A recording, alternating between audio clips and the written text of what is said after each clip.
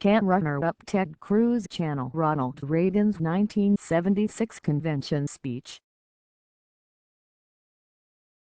The silver medalist in the 2016 Republican primary battle, Texas Senator Ted Cruz, will address the GOP convention in Cleveland on Wednesday night.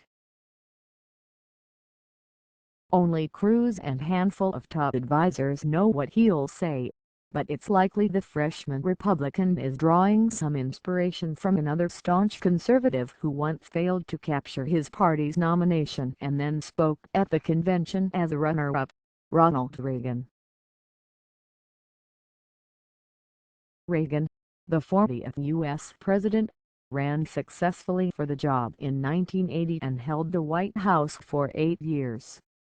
But 4 years earlier, in 1976, Reagan was the second-place primary finisher behind incumbent GOP President Gerald Ford.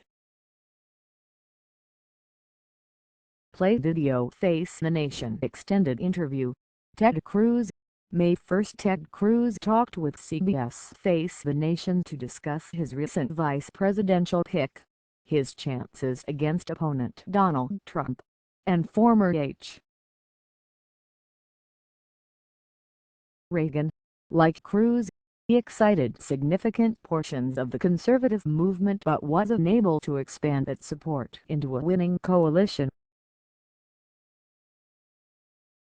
Like Cruz, he championed an unapologetic brand of conservatism and scorned the Republican establishment that kept him at arm's length. Reagan's speech on the final night of Gerald Ford's convention in Kansas City laid out his vision for a Republican Party that differed sharply from the Democrats, painting in bold, unmistakable colors, with no pastel shades. It was a thinly veiled rebuke of Ford's supposed moderation, and a preview of the conservative revival Reagan would ride into the White House 4 years later. Reagan's speech was actually a last-minute addition to the schedule. It came after Ford's own speech accepting the nomination, and the president thought it might be a helpful song to Reagan's supporters. Instead, it served mostly to highlight Reagan's charisma and Ford's relative lack thereof. Press accounts at the time suggested some delegates who heard Reagan's speech wondered whether they nominated the wrong man. The incumbent would go on to lose to Democrat Jimmy Carter in the fall. The text of Reagan's speech is below. Thank you very much, Mr. President, Mrs. Ford, Mr. Vice President, Mr. Vice President-to-be, the distinguished guests here, and you ladies and gentlemen. I am going to say fellow Republicans here, but also those who are watching from a distance. All of those millions of Democrats and independents who I know are looking for a cause around which to rally and which I believe we can give them. Mr. President, before you arrived tonight, these wonderful people here when we came in gave Nancy and myself a welcome.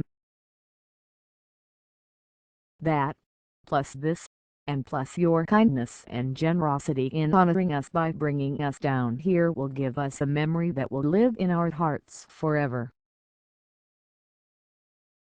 Watching on television these last few nights, and I have seen you also with the warmth that you greeted Nancy, and you also filled my heart with joy when you did that.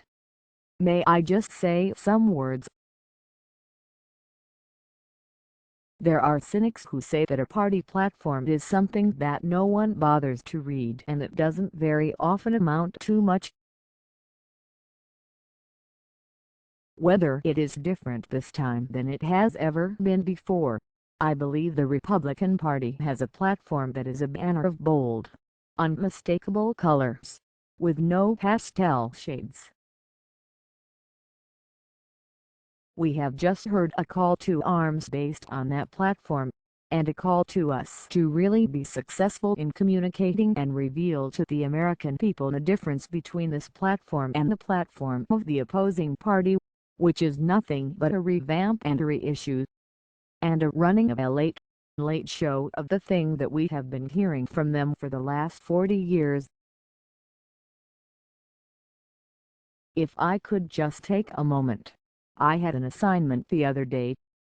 Someone asked me to write a letter for a time capsule that is going to be opened in Los Angeles 100 years from now, on our tricentennial. It sounded like an easy assignment. They suggested I write something about the problems and the issues today. I set out to do so, riding down the coast in an automobile, looking at the blue Pacific out on one side and the Santa Ynez Mountains on the other, and I couldn't help but wonder if it was going to be that beautiful 100 years from now as it was on that summer day. Then as I tried to write, let your own minds turn to that task. You are going to write for people 100 years from now, who know all about us. We know nothing about them. We don't know what kind of a world they will be living in. And suddenly I thought to myself, if I write of the problems, they will be the domestic problems the President spoke of here tonight, the challenges confronting us, the erosion of freedom that has taken place under democratic rule in this country, the invasion of private rights, the controls and restrictions on the vitality of the great free economy that we enjoy.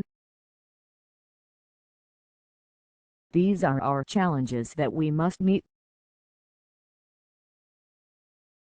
And then again there is that challenge of which he spoke, that we live in a world in which the great powers have poised and aimed at each other horrible missiles of destruction, nuclear weapons that can in a matter of minutes arrive at each other's country and destroy, virtually, the civilized world we live in. And suddenly it dawned on me, those who would read this letter 100 years from now will know whether those missiles were fired. They will know whether we met our challenge, whether they have the freedoms that we have known up until now will depend on what we do here. Will they look back with appreciation and say, thank God for those people in 1976 who headed off that loss of freedom, who kept us now 100 years later free, who kept our world from nuclear destruction? And if we failed, they probably won't get to read the letter at all, because it spoke of individual freedom, and they won't be allowed to talk of that or read of it. This is our challenge, and this is why here in this hall tonight, better than we have ever done before, we have got to quit talking to each other and about each other and go out and communicate to the world that we may be fewer in numbers than we have ever been, but we carry the message they are waiting for. We must go forth from here united, determined that what a great general said a few years ago is true: there is no substitute for victory, Mr. President.